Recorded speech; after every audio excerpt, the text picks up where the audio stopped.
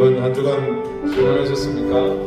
네, 벌써 2월이 시작이 되었습니다. 오늘 2월 첫 주일 우리 이제 다 같이 자리에서 일어나셔서 하나님 앞에 함께 예배를 드리겠습니다.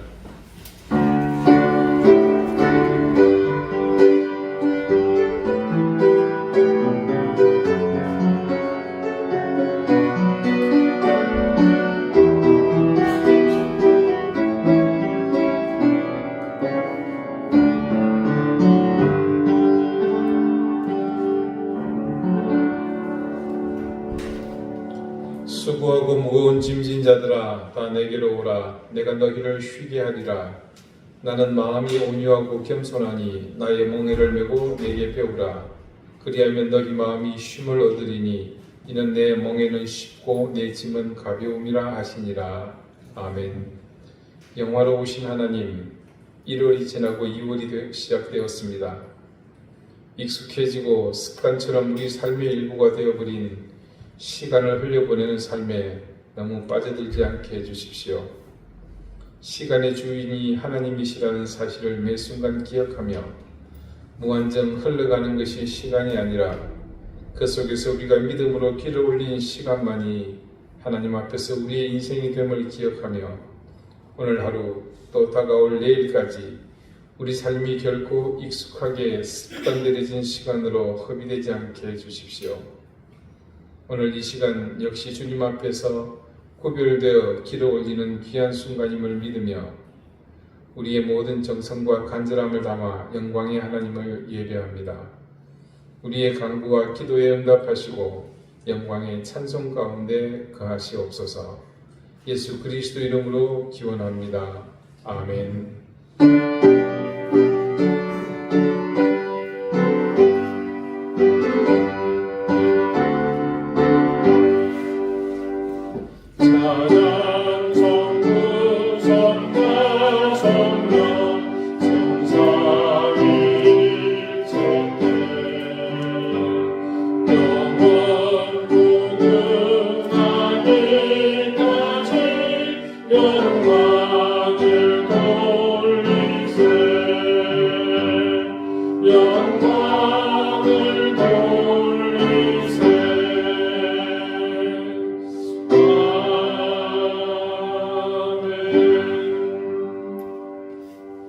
이제 다 함께 참여의 기도를 드리겠습니다.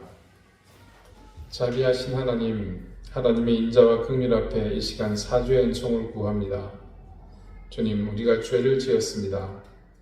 죄를 지어서 우리가 죄인 된 것이 아니라 근본이 본질상 진노의 자녀인 죄인이기에 필연적이지만 우리는 죄의 유혹을 경계하며 우리를 삼키려고 우는 사자처럼 다가오는 악한 영의 유혹에 맞서야 했지만 그러지 못했습니다. 늘 익숙한 삶의 습관처럼 죄와 타협하며 육신이 안락한 길을 서슴없이 선택했습니다. 잠시만 눈을 돌려 하늘을 보면 우리가 믿고 의지해야 할 대상이 누구인지 깨닫고 용기를 낼 수 있었지만 우리는 그 길보다 유혹의 손길이 좋았습니다. 말씀과 찬송 속에 있는 기도의 가르침보다 죄를 짓는 것이 더 익숙했습니다. 그렇게 악한 영에 이끌려 하늘을 보기보다 내 자신만을 보면서 살았습니다. 주님, 우리의 이런 악한 행실을 용서해 주십시오. 우리의 눈을 들어 하늘에 고정하게 하시고 다시는 악한 영의 유혹에 곁을 내주지 않게 해 주십시오. 이제는 하나님과 나만이 아는 은밀한 죄를 생각하며 계속해서 침묵 가운데 참회의 기도를 드립니다.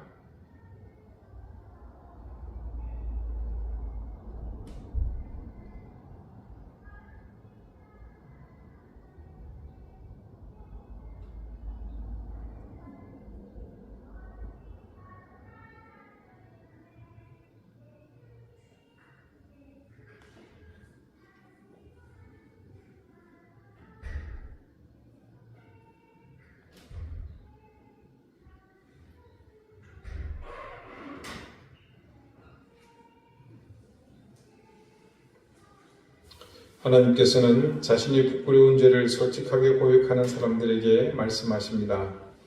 내가 네 허물을 빽빽한 구름같이 네 죄를 안개같이 없이 하였으니 너는 내게로 돌아오라. 내가 너를 구속하였음이니라. 아멘. 이제는 사도신경으로 우리의 신앙을 고백하오니 나는 전능하신 아버지 하나님 천지의 창조주를 믿습니다. 나는 그의 유일하신 아들 우리 주 예수 그리스도를 믿습니다. 그는 성령으로 잉태되어 동정녀 마리아에게서 나시고 본디오 빌라도에게 고난을 받아 십자가에 못 박혀 죽으시고 장사된 지 사흘 만에 죽은 자 가운데서 다시 살아나셨으며 하늘에 오르시어 전능하신 아버지 하나님 우편에 앉아 계시다가 거기로부터 살아있는 자와 죽은 자를 심판하러 오십니다. 나는 성령을 믿으며 거룩한 공교회와 성도의 교제와 죄를 용서받는 것과 몸의 부활과 영생을 믿습니다. 아멘. 자리에 앉으시기 바랍니다. 이제 다 함께 성신을 교독하겠습니다. 성신은 교독문 27번 시편 51편입니다.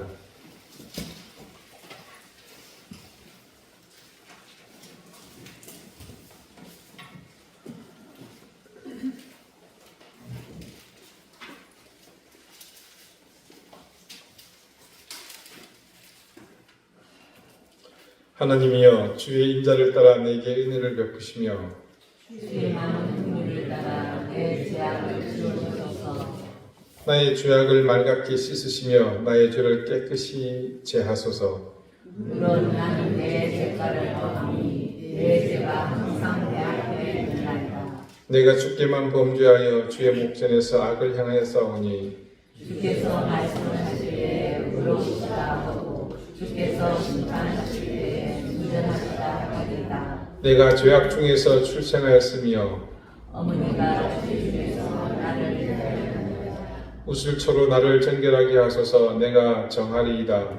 나의 죄를 지어주소서. 내가 님보다 이리이다. 하나님이여 내 속에 정한 마음을 창조하시고 내 안에 하나님을 새롭게 하소서. 아멘. 기도드리겠습니다.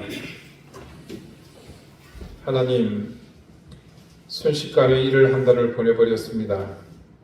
기억 없이 떠난 지난 세월 앞에 그 세월이 만든 나를 보며 내 자신을 다시 가다듬게 해주십시오. 봄을 기다리는 만큼 더욱 지금의 이 계절에 최선을 다하게 하시고 그래서 다가오는 계절에 부끄럽지 않는 우리가 되게 해주십시오. 하나님의 자녀들이 모두 지치고 상한 몸을 이끌고 주님의 전으로 나왔습니다. 우리가 감당할 수 없는 절대적인 악한 영의 세력에 당당하게 맞설 수 있는 힘과 용기를 부어주시고 작지만 당당한 하나님 자녀로 일어설 수 있게 해주십시오. 지난주도 여전히 세상은 평화와 안정보다 인간의 극한 욕망이 대립하며 서로를 향해 적대감을 무력으로 표출하면서 무력 충돌이 끊이지 않았습니다. 북한의 위협은 여전히 지구촌을 향해 무모한 도발 일색이며 어이없게도 피해 당사자인 우리는 이 위협을 위협이 아닌 다른 목적으로 서로 해석하고 있습니다. 총선을 앞둔 정국이라지만 자신의 목적을 위해 무엇이든 왜곡하고 부인하며 진실을 외면하는 자들을 우리가 구분하여 이 선거를 통해 국민의 준엄함을 피부로 느끼게 해주십시오. 우리의 수준이 곧 정치의 수준이며 이 시대의 좌표라는 사실을 늘 기억하며 우리가 먼저 앞서서 정의를 강물같이 공의를 하수같이 흘려보내는 삶을 살게 해주십시오. 어느 때보다도 성숙한 시민의식으로 그들 스스로 서야 할 자리를 분별할 수 있도록 우리의 눈이 살아 움직이며 우리의 선의와 기대가 결코 그들 야욕 속에 머무는 것이 아님을 그들이 깨닫게 해주십시오. 지역주의, 계파주의, 이념에 이끌리는 원시적이고 비생산적인 수단이 아니라 우리 삶의 질을 위해 우리 스스로가 바른 문화를 형성해 가게 해주십시오. 하나님, 이 땅이 처한 극심한 경제 위기를 극복해 나갈 지혜를 주십시오. 정부와 기업 그리고 국민이 하나로 이 위기를 속히 이겨내게 하시고 나만 잘 살면 된다는 못된 이기심은 버리고 우리 마음에 서로를 향한 배려와 이해, 양보와 관용의 마음이 더욱 성해지게 해주십시오. 이 땅의 교회들이 이 어려운 시대에 자신의 역할을 잘 감당하며 하나님 사랑과 이웃 사랑의 근본 사명에 더욱 충실해지게 해주십시오. 하나님 간절히 구합니다. 우리 이전 교회 성도들의 모든 삶을 하나님께서 지켜주십시오. 생업의 현장을 지켜주시며 무엇보다 사랑하는 귀한 자녀들을 붙들어 주십시오. 특별히 구하 없는 것은 병마로 고통받는 우리 가족들을 주님께서 치유해 주시고 회복해 주시기를 간절히 구합니다. 그래서 올해는 힘을 내어서 이 모든 환난과 병마를 이겨내게 하시고 우리의 작은 힘들을 모아 보다 나은 미래를 준비하는 그런 해가 되게 해주십시오. 우크라이나를 불쌍히 여겨주십시오. 속히 러시아가 포기하고 물러가게 해주십시오. 중동의 평화를 주십시오. 헤즈볼라와 예멘의 후티 반군, 이들을 지원하는 이란의 하나님 야욕들이 무너지게 해주시며 더 이상 살상이 일어나지 않고 특별히 수많은 전 세계의 선박들이 오가는 홍해가 평화롭게 다닐 수 있는 곳이 되게 해주십시오. 주님, 미얀마 군부의 탄압으로 고통을 겪고 있는 카렌족의 어린아이들이 있습니다. 그들을 담당하며 사역하고 있는 신중 선교사의 사역에 주님께서 힘을 더해 주십시오. 오늘 주님 앞에 머리 숙인 이 시간, 주님께 드리는 이 예배를 기쁘게 받으시며 하늘의 신령한 은혜로 이 시간 우리에게 내려와 주십시오. 우리의 곧은 목을 꺾고 겸손한 마음으로 겸비하여 가난한 심령으로 주님을 바라보는 시간 되게 해 주십시오. 예수 그리스도 이름으로 기도드립니다. 아멘.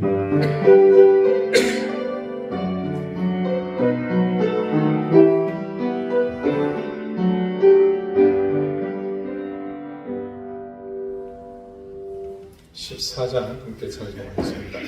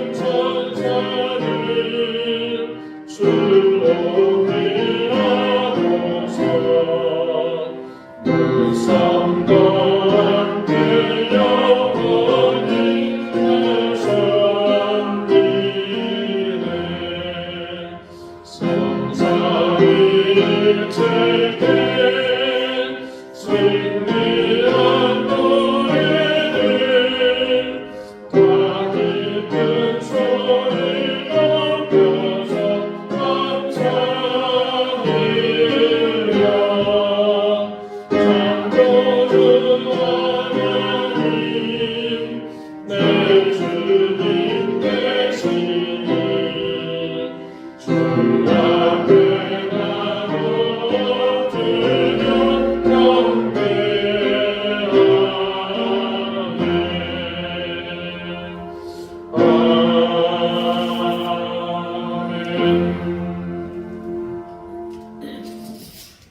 오늘 하나님께서 우리에게 주시는 말씀은 신약성경 에베소서 3장 7절 말씀입니다.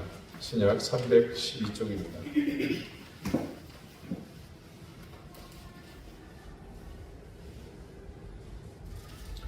에베소서 3장 7절 말씀을 이제 다 같이 자리에서 일어나 우리 한 목소리로 읽겠습니다.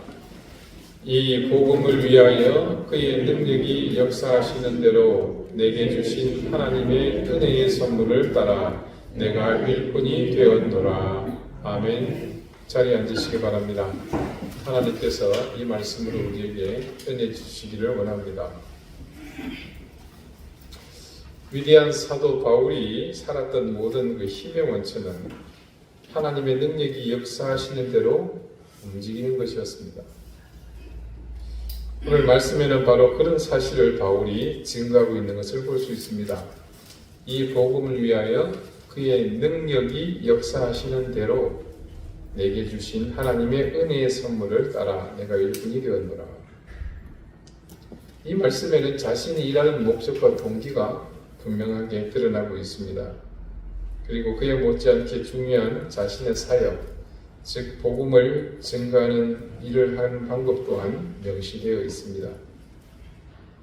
오늘 설교의 제목과 같이 그는 임의로 일하는 것이 아니었고 자기 안에서 주님의 능력이 역사하시는 대로 산다고 그렇게 말합니다. 바울의 또 다른 서신인 골로새서 1장 29절을 보면요, 바울은 골로새에 있는 교인들에게 다음과 같이 말하는 것을 볼 수 있습니다. 이를 위하여 나도 내 속에서 능력으로 역사하시는 이의 역사를 따라 힘을 다하여 수고하노라. 오늘 본문의 말씀보다 더 간결하게 핵심을 짚어 고백하고 있는 것을 볼 수 있습니다.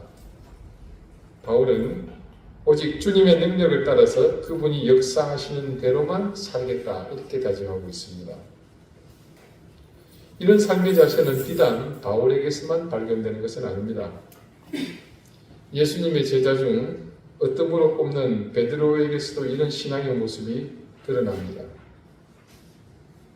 물론 베드로가 주님이 살아 생전에 그랬던 것은 아닙니다. 아시다시피 그는 성격이 급했고 심지어 고기를 잡는 어부로서 많이 배우지 못한 하층계급의 사람이었습니다. 그러다 보니 모든 상황을 맞닥뜨려서는 즉흥적이고 감정적인 대처로 유명했습니다.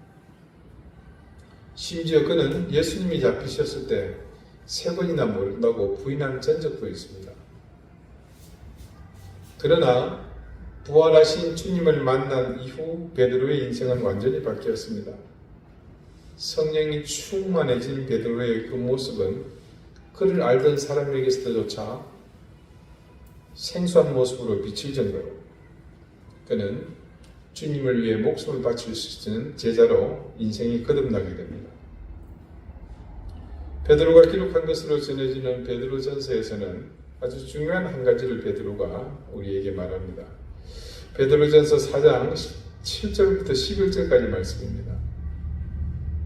만물의 마지막이 가까이 왔으니 그러므로 너희는 정신을 차리고 근신하여 기도하라.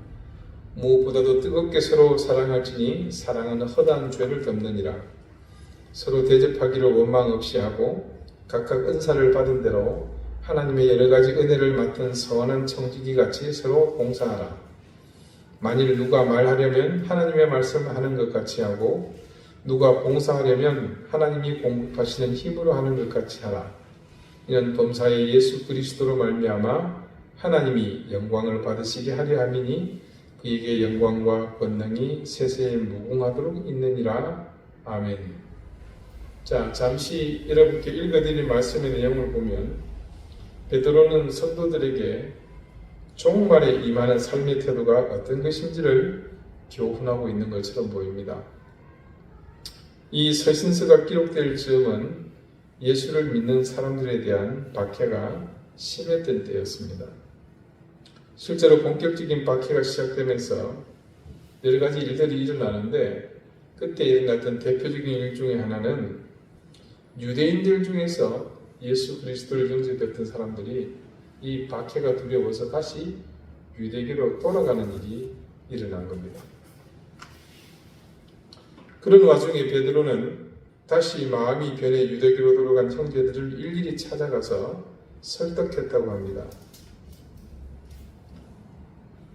근데 여러분, 마음을 한번 돌이킨 사람이 다시 이전으로 돌아간다는 것은 쉬운 일이 아닙니다.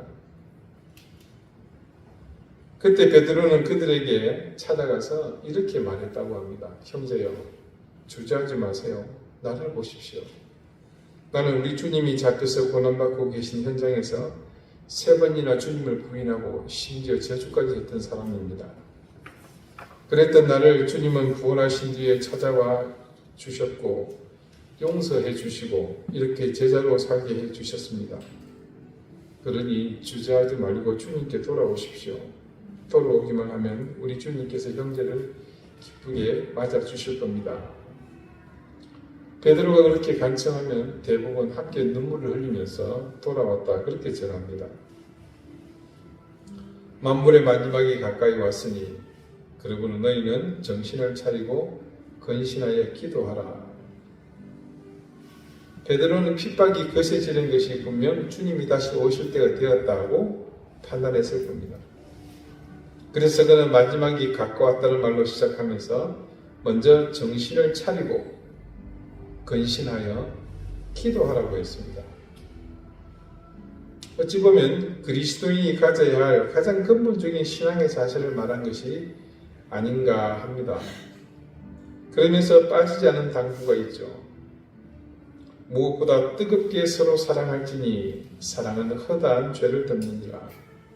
서로 대접하기를 원망 없이 하고 각각 은사를 받은 대로 하나님의 여러 가지 은혜를 맡은 선한 청지기 같이 서로 봉사하라. 자, 서로 사랑하라는 당부가 먼저 나타납니다. 이것은 마치 주님께서 제자들에게 하셨던 것 같은 그런 내용의 당부입니다. 상상해보면 베드로의 심정이 이해가 갑니다. 주님 생전에 제자들을 보면서 늘 하셨던 말씀이잖아요. 서로 사랑하라. 너희가 서로 사랑하면 이로써 너희가 내 제자인 줄을 알리라. 성령으로 거듭나기 전 베드로가 과연 주님의 이 말씀을 자기 가슴에 깊이 새겼을까요? 어림도 없는 소리입니다. 주님의 그런 가르침은 결코 그 당시 베드로에게는 관심사가 아니었습니다. 그런데 이제 철이 들고 보니 그 말의 뜻을 가슴 깊이 깨닫고 그런 사실을 이제는 다른 그리스도인에게 이 베드로가 가르치게 된 겁니다. 그리고 베드로는 서로 대접하기를 원망 없이 하라면서 거기에 대해서 이 마지막 때에 너희가 각기 받은 그 달란트대로 은사대로 선한 청지기 같이 서로 봉사할 것을 당부합니다. 그런데 무조건 봉사하라는 것이 아니라 베드로는 그것에 대한 기준을 마련해 주었습니다. 그 기준은 바로 주님입니다. 11절 말씀을 제가 다시 읽어드립니다. 만일 누가 말하려면 하나님의 말씀을 하는 것 같이 하고 누가 봉사하려면 하나님이 공급하시는 힘으로 하는 것 같이 하라. 이는 범사에 예수 그리스도로 말미암아 하나님이 영광을 받으시게 하려 함이니 그에게 영광과 권능이 세세에 무궁하도록 있느니라. 아멘. 제가 이제 거쳐오던 모든 교회에서 꼭 빠지지 않고 이 말씀을 교인들께 신신당부하며 가르쳤었습니다. 모든 교회가 예외 없이 이 말씀이 꼭 필요한 상황이 생겼기 때문입니다. 교회에서 앞장서 봉사하는 사람들이 꼭 이 일부 봉사하는 일 때문에 실족하는 일이 생겼기 때문입니다. 대략 이런 겁니다. 내가 이렇게 열심히 일하는데 목사님이 알아주지도 않고 신경도 안 쓰는 것 같더라. 이거는 내가 독점해서 나만 하는 봉사인데 다른 사람이 그 자리를 넘보는 것 같더라. 그래서 잔뜩 불만이 충만한 겁니다. 그래도 이런 경우는 좀 낫습니다. 인간적이고 피차 우리가 이해할 수 있는 일이죠. 근데 개중에는 너무 막 나가는 겁니다. 자기가 앞장서서 하는 봉사가 제일 가치 있고 비중 있는 봉사라는 생각이 머릿속에 꽉 찬 사람입니다. 대화가 안 되겠죠. 그러다 보니 이건 다른 사람들과 충돌이 불가피합니다. 협력해서 또는 합력해서 교회가 선을 이루어 앞으로 나가야 하는데 혼자서 독불장군 걸림돌이 됩니다. 그럴 때 목사가 아무리 설득하고 달래도 소용없습니다. 말씀이 아니면 누구도 수긍하지 않으려 하기 때문에 베드로의 이 교훈이 꼭 필요할 때가 생기더라는 겁니다. 근데요, 진짜 꽉 막힌 사람은 성경 말씀을 들이대도 소용없습니다. 이 베드로의 교훈이 얼마만큼 가치고 유효적절한지 잘 알 수 있었던 그런 경험입니다. 누구든 여러분 그런 유혹에 빠질 수 있습니다. 하다 보면 정작 자신이 하는 일의 목표를 잃어버리고 자기 생각대로 나가는 일은 다반사입니다. 교회라고 예외가 아닙니다. 사람이 사는 곳이면 어디나 발견할 수 있는 일입니다. 우리 자체가 불완전하고 유한한 존재이다 보니 그런 겁니다. 그럴 때는 다른 방법 없습니다. 말씀 앞으로 나오는 수밖에. 베드로가 말하고자 하는 요지는 이겁니다. 꼭 자기의 분량만큼만 나가는 겁니다. 그걸 누가 정해주는 겁니까? 이 말씀이 정하고 있지 않습니까? 주님께서 공급하시는 만큼만 하면 되는 겁니다. 그런데 이 간단한 사실을 모두가 지키지 않았습니다. 중세의 교회는 이 사실을 무시하고 모두가 인간의 욕망을 따라 마치 사사시대와 같이 자기 속인에 오른 대로 행했습니다. 심지어 인간이 세운 최고 지도자는 신의 대리인을 자처하면서 그의 말이 곧 하나님의 말씀이라고 스스로 믿고 그 주변의 사람들도 믿었습니다. 자, 그 정작 최고 지도자의 근본, 롤모델은 누굽니까? 베드로잖아요. 베드로가 일대 그 최고 지도자였습니다. 그 베드로는 지금 이렇게 말하고 있는데 그의 후계자를 자처하는 사람들은 자기 원조의 가르침을 무시하고 하나님의 말씀보다 더 나갔습니다. 그래서 말로 선을 넘은 거죠. 그러다 보니 정작 교회가 말씀의 근간을 두고 그것이 실행되어야 하는 곳인데도 불구하고 말씀의 권위는 온데간데 없고 인간의 목소리만 충만한 곳이 되었습니다. 과연 그런 곳에 성령의 임재가 있을 것이며 주님의 권위가 살아있기는 하겠습니까? 어떤 사람이건 단 한 사람도 예외 없이 그는 본질상 죄인이고 진노의 자녀입니다. 그리고 그가 누구이든 그 존재는 유한하며 영속할 수 없습니다. 여러분, 우리가 사는 것은 우리의 힘으로 사는 것이 아닙니다. 여러분은 살면서 그것을 충분히 경험하시지 않습니까? 나의 무능함을 지금도 매일같이 경험하고 있지 않습니까? 어떤 일을 대하여 마주 섰을 때 내 자신에게 얼마나 지혜가 부족한지 늘 절감하지 않습니까? 조금만 난관에 봉착해도 어떻게 헤쳐나가야 할지 막막하지 않습니까? 갈림길 앞에서 하루에도 여러 번 어느 방향으로 가야 할지 선택의 기로에서 고통을 받은 경험이 얼마나 많습니까? 그렇지만 우리 믿음의 선지들이 살아온 발자취를 보십시오. 바울만 해도 그래요. 처음 그가 복음을 알지 못해서 그리스도인들을 핍박할 때 그는 그런 하나님의 능력보다는 율법을 의지하고 자신의 학문과 사회적 지위를 바탕으로 살았습니다. 그랬던 바울이 다메섹에서 강력하게 자신을 저지하는 힘을 마주하게 됩니다. 바울이 그 힘 앞에 섰을 때 그는 그 힘의 위세에 눌리는 그 사실보다 더욱 충격을 받은 것이 있습니다. 그것은 이미 수차례 여러분에게 말씀드린 바가 있는 그의 정신세계에 찾아오는 혼란이었습니다. 천지 만물을 창조하시고 지금도 그것을 변함없이 다스리고 계신 여호와 하나님의 일을 위해 나가는 자신의 걸음이 제지당했다는 사실입니다. 이 세상에 하나님의 길을 가로막을 힘은 하나님 당신 외에는 없습니다. 그런데 바울은 지금 하나님의 길을 가로막고 있는 어떤 실체 앞에 서게 되었거든요.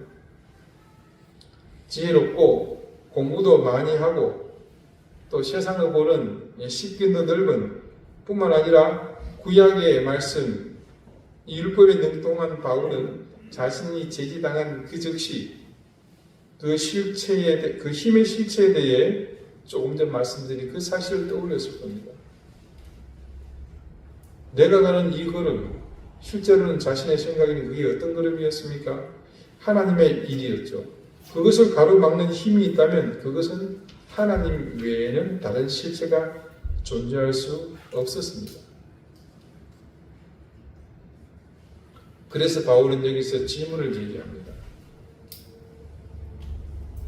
자, 바울이 회심한 이 사건은 사도행전에 무려 3번에 걸쳐서 기록이 되어 있습니다. 그중 두 번째 해당하는 22장 5절에서 8절까지의 말씀입니다. 먼저 5절을 보면요. 이에 대제사장과 모든 장로들이 내 증인이라. 또 내가 그들에게서 다메섹 형제들에게 가는 공문을 받아가지고 거기 있는 자들도 결박하여 예루살렘으로 끌어다가 형벌받게 하려 가더니, 자, 그 일이 일어날 시점을 정확하게 말하고 있죠. 그리고 다음과 같은 놀라운 경험을 합니다. 가는 중 다메섹에 가까이 갔을 때에 오전쯤 되어 호련히 하늘로부터 큰 빛이 나를 둘러비치매. 나중에 알게 된 사실이지만 바울이 여기서 큰 빛이 나를 둘러비치매라고 하는 것은 이 현상에, 이 일이 자신에게 집중되었기 때문입니다. 그리고 그 다음 이 현상이 어떤 것인지 내용을 이렇게 말합니다.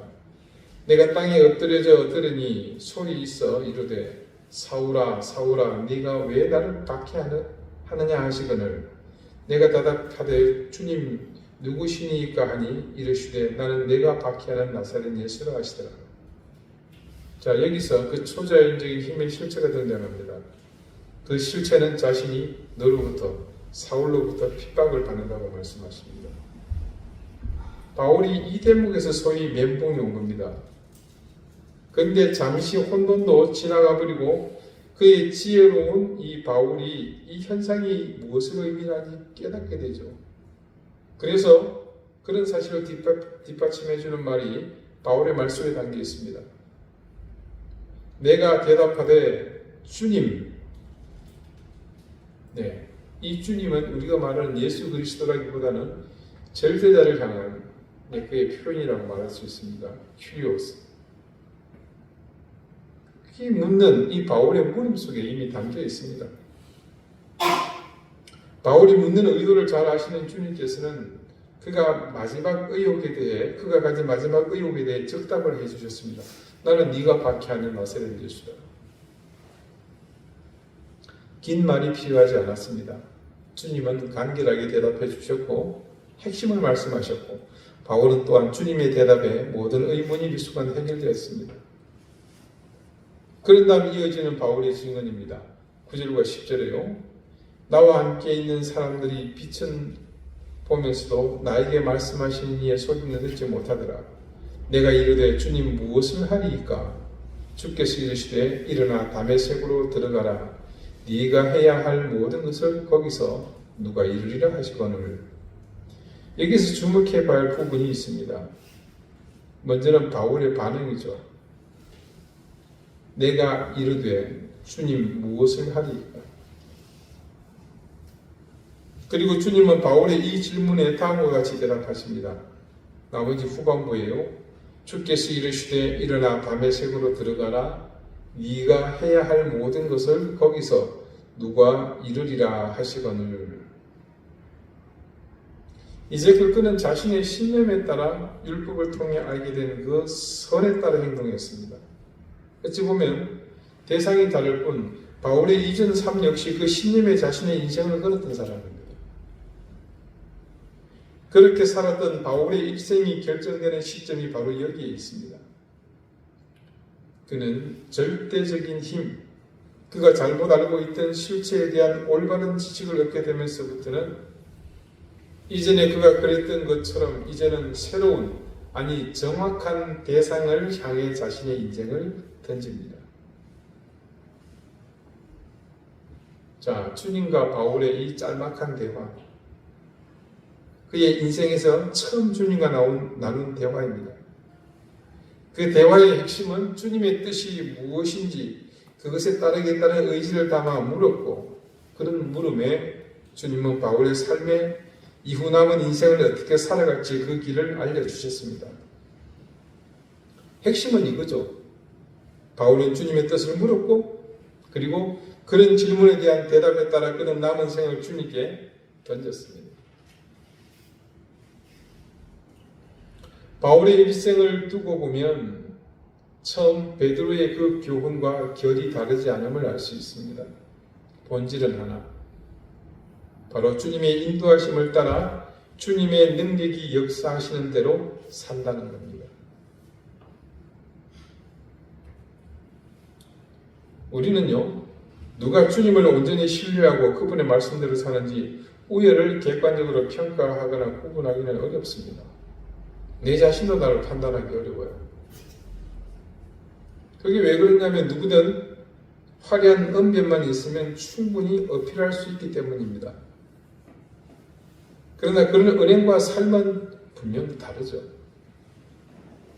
누구든 스스로 말하기에 따라 자신의 믿음이 신실한지 신앙이 정직한지 충분히 과대 포장할 수 있습니다. 그러나 그 신령이 온전히 그것을 따르느냐 불순종하느냐에 따르는 결과는 다릅니다. 누구든 예외 없이 자신이 선택하여 살아온 그 시간대로 평가받으며 그 시간이 채워주는 것이 곧 자신의 인생, 자기 삶이 되기 때문입니다. 그래서 우리 믿음의 사람이 인생을 얘기할 때 멀리 해야 할 말 중에 하나가 바로 꽃길입니다. 물론 이는 세상의 기준에서 말하는 꽃길입니다. 왜 우리에게서 이 꽃길이 멀리 해야 할 말이겠습니까?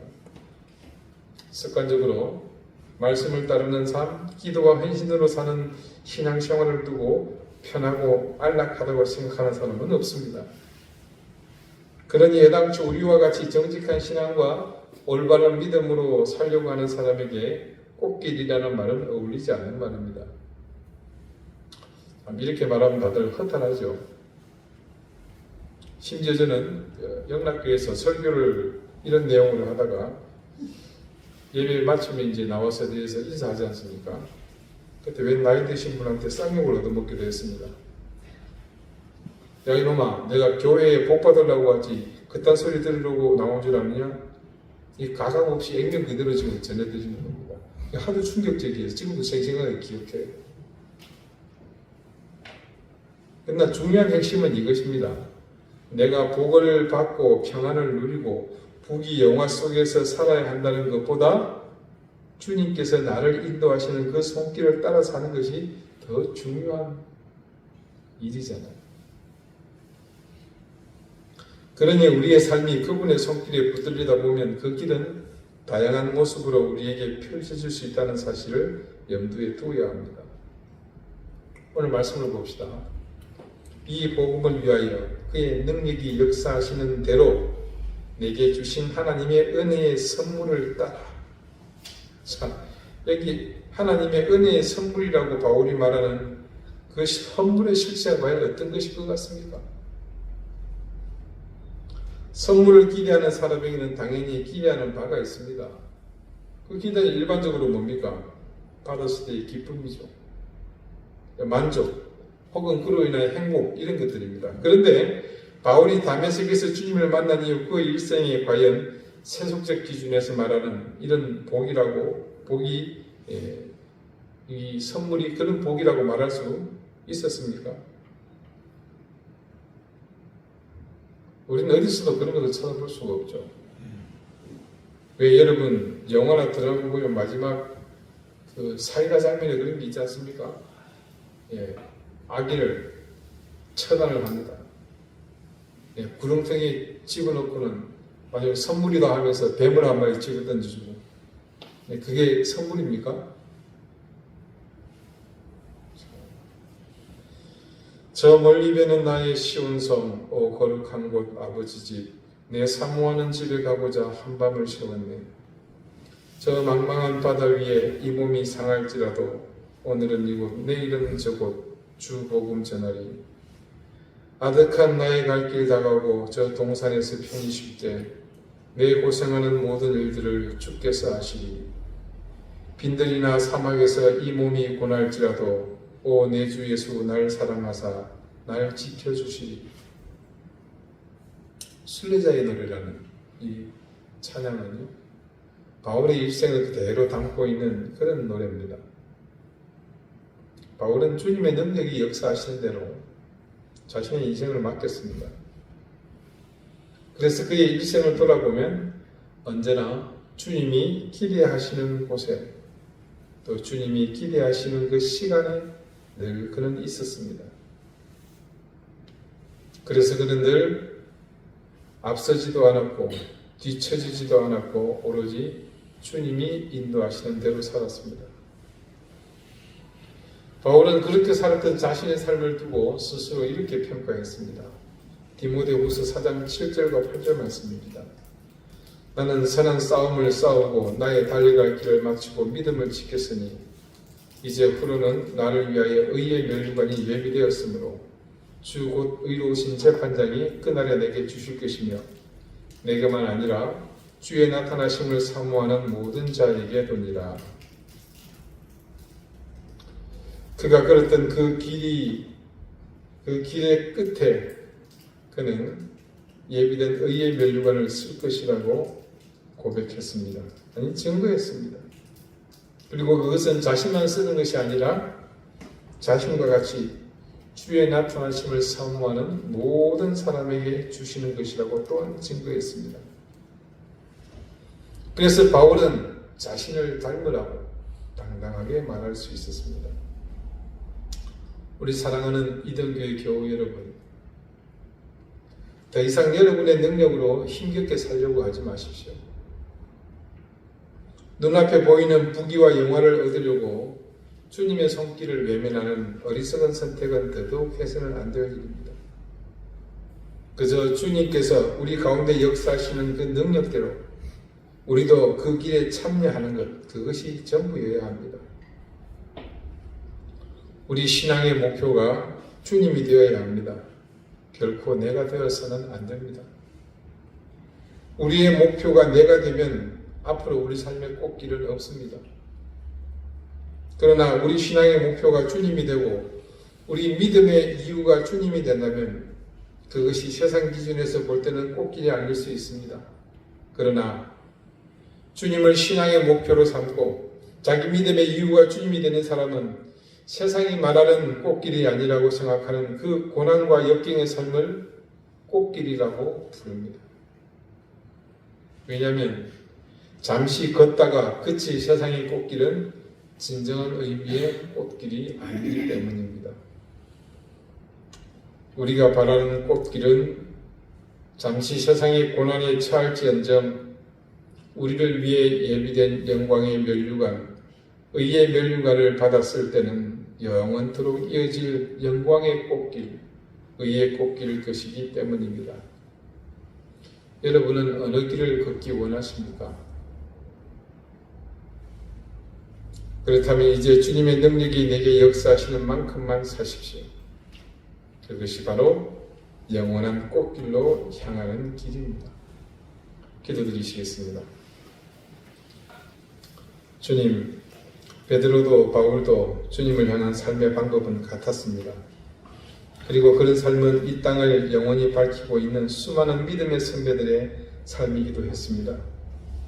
우리가 정직한 신앙으로 사는 것은 주님의 능력이 역사하시는 대로 사는 것이며 우리의 믿음이 바른 길로 가는 것도 바로 주님이 이끄는 그 능력대로 사는 것임을 믿습니다. 잠시 세상이 주는 평안에 미혹되지 않게 해주십시오. 눈앞에 펼쳐진 화려한 꽃길에 눈을 두지 않게 해주십시오. 우리가 가야 할 길은 영원한 꽃길, 영광의 면류관, 의의 면류관이 기다리는 기름을 망각하지 않게 해주십시오. 주님, 딱 그만큼만 살 수 있게 해주십시오. 더 이상 우리의 욕망에 휘둘리는 인생이 되지 않게 해주십시오. 예수 그리스도 이름으로 기도드립니다. 아멘. 401장 함께 찬송하겠습니다.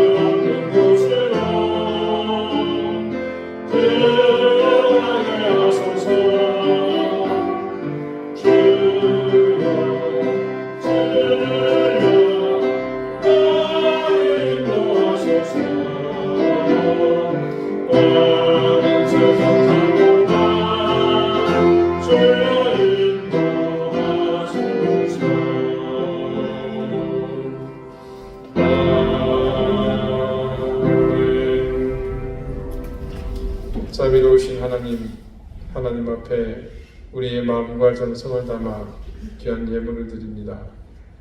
드린 손길들의 마음과 헌신, 그 정성을 기억하시며 하늘의 신령한 은혜와 땅의 기름진 복을 넘치게 더해 주십시오. 그 가정과 생업의 복을 얻게 하시며 가정에 화평이 있게 하시고 질고가 떠나가며 무엇보다 사랑하는 자녀들의 앞길이 형통한 귀한 역사가 있게 해주십시오. 오늘도 사랑하는 주의 자녀들이 주님 앞에 나와 머리 숙였습니다. 가정들, 개인의 삶들 위해 하나님 수많은 기도의 제목들이 하나씩 주의 뜻 안에서 응답되는 것을 보게 해주시며 뜻한 바를 이루고 하나님 앞에 감사하는 노래가 끊이지 않는 가정들 되게 인도해 주십시오. 감사드리며 예수 그리스도 이름으로 봉헌 기도드립니다. 아멘. 네, 이번 주말에 설날이죠. 네, 그래서 이 설날 가정 예배 모금을 준비했습니다. 가정별로 한 번씩 가져가시기 바랍니다. 오늘은 예배 마치고 잠시 성탄 물품들을 정리하는 시간을 갖겠습니다. 작년을 보니까 한 10분 정도면 충분한 것 같더라고요. 잠시만 함께 수고해 주시면 감사하겠습니다. 계속해서 우리 기도 제목들을 보시면서 함께 기도해 주시기를 바라겠습니다. 이제 다 같이 자리에서 일어나셔서 앞뒤 좌우에 계신 분들과 다정하게 인사를 나누시겠습니다. 54장 함께 찬송합니다.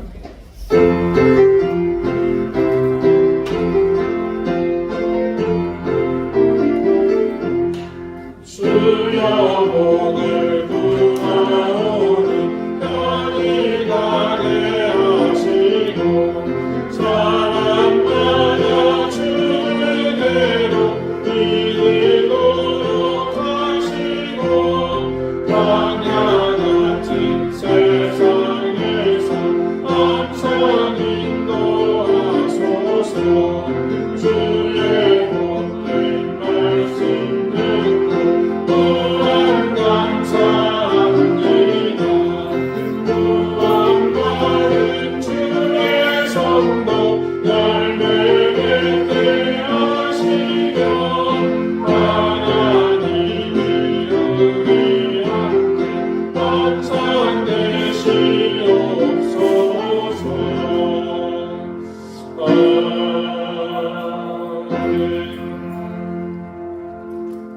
이제는 예수 그리스도의 은혜와 하나님의 사랑과 성령의 교통하심이 우리의 인생을 베드로와 바울이 그랬던 것처럼 주님께서 주시는 그 능력만큼만 살아가기를 다짐하는 우리 사랑하는 이든교회 모든 성도들과 저들의 가정과 생업과 주신 귀한 자녀들 위해 이제로부터 영원토록 항상 함께 있을지어다. 아멘.